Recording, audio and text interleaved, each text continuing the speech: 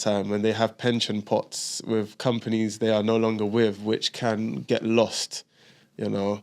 With them, you give them the information and they can track down those pensions and put them all back into one pension pot and stop you from losing.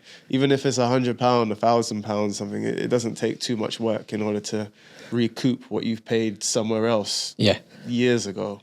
Yeah.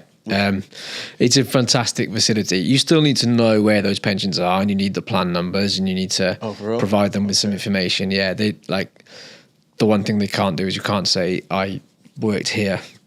Can you find my pension? Right. So so they will say like, look, who is the pension administrator? Who is it with? What's your policy number? And then they can do some consolidate.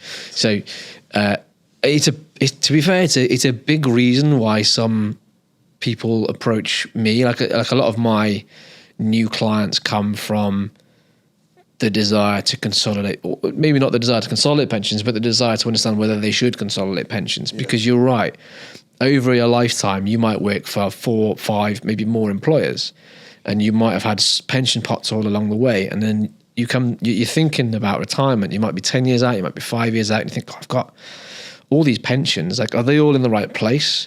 Should I be consolidating them? Yeah. Could I do more with them?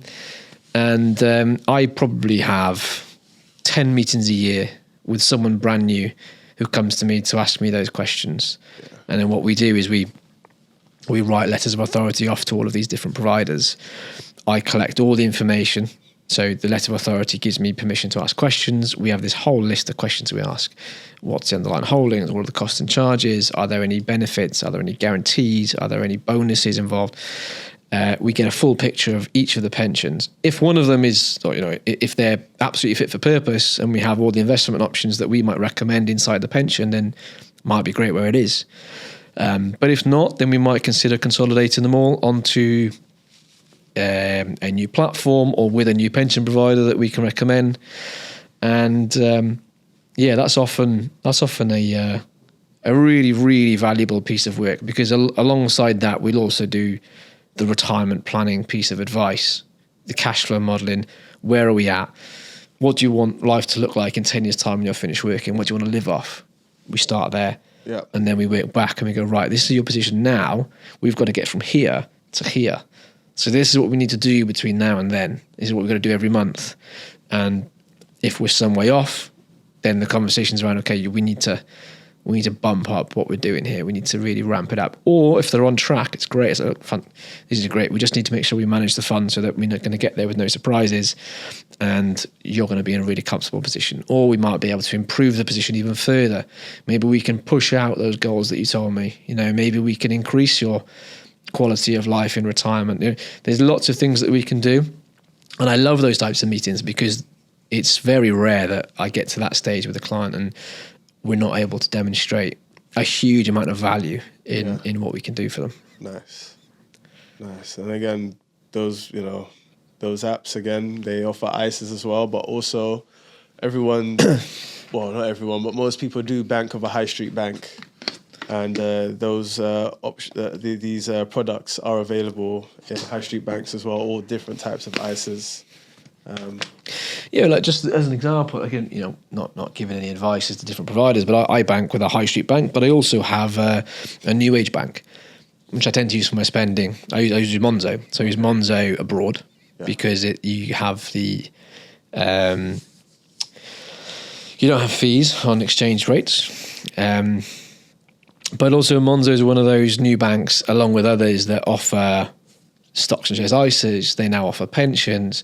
They offer the roundup services. There's a really good sort of education around that as well. Yeah. So they have these tools around understanding how investment works, understanding how your pension works, like things that I think they're brilliant. I think Monzo's done so much for sort of educating people who don't know too much about money by presenting it to them in a non-stuffy way, or not gamified. That's belittling what they've done. It's not gamified at all, but it's very much in a interactive way that they've done it. Yeah. The interface is easy. It's simple. It's the barrier to opening an account is next to nothing. It's not overcomplicated. They've really simplified things. Yeah. And they're one really good example of a financial services company that's done a lot of good, I think, to get people more engaged with money. And they limit the products also, so you're not overwhelmed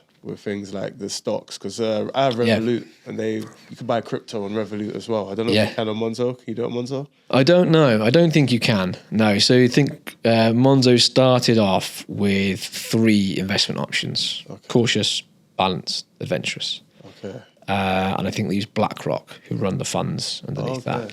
Oh, so it's like a general investment account sort of thing, or Yeah, but inside an ISA, so it's a multi-asset investment fund with 3 different risk levels. in the ISA you're talking about? In the ISAs and the pensions. Okay. But now they've branched that out. They've now got, I think, almost 20 different funds, and some of them are like ETFs focused on certain sectors, which is quite interesting.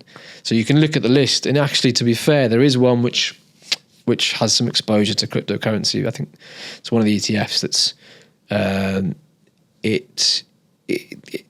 inside there is companies that are exposed to sort of blockchain development and cryptocurrency development. So they have got one fund in there now. If anybody desperately wants to have exposure to cryptocurrency, that is available, I think, on Monzo. Yeah. Okay.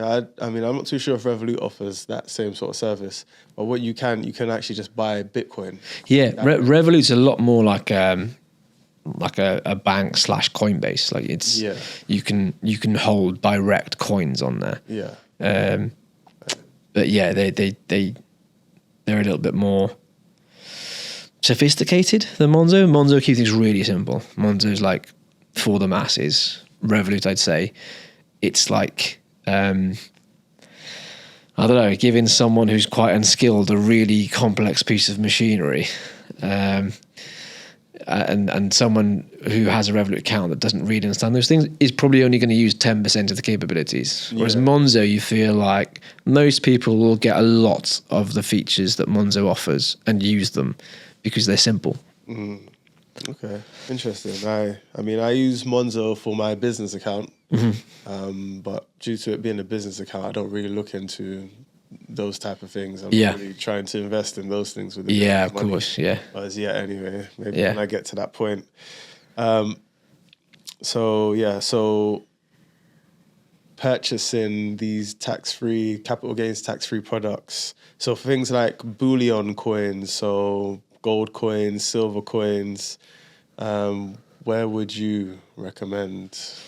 I don't know. I don't. I've never done that myself. It's not something that I would do for a client. I'm not sure.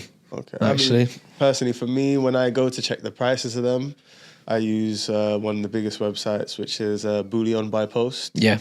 That's why I used to track the price of gold anyway. Yeah. Majority of time, they sell gold coins. Amongst that, I mean, I'm a Costco member. Yeah. And you could buy gold coins in store in Costco. Can you? Yeah, gold bars as well. Yeah. That's where I bought my first gold bar from.